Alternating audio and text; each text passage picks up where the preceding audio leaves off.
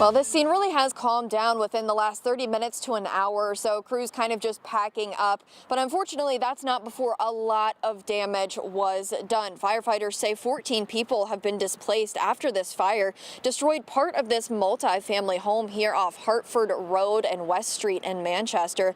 Now, if we want to go to that video we have, this is from neighbors. Just take a look at how incredibly scary this is.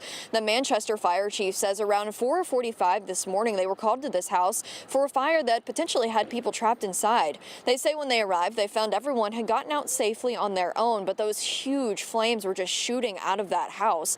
Manchester firefighters say they quickly realized they're going to need backup and called in crews from East Hartford to help them out as well. The chief tells us one person was taken to the hospital for unrelated injuries and a firefighter was also transported.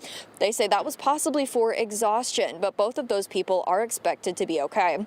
Crews say on first glance they believe the fire may have started in a bush outside of the home. One man who lives in the unit next to where the fire originated said he barely had time to grab anything before he ran outside.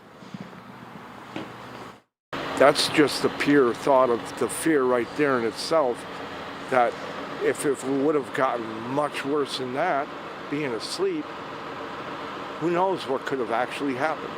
You know, that's just racing through my mind. It's like something terrible to even think about. And of course, that fire is still under investigation. They still need to find out how exactly this happened this morning. But one thing that I do want to mention before we go is that man you just heard from has an incredibly positive outlook after such a tragic situation. Whenever we were speaking with him earlier, he said he knows that he's going to get through this. He says he has a great support system and he's had a good life. And this morning, he says he's just very, very grateful to be alive. Live in Manchester, Brooke Griffin, Fox 61, Connecticut's news station.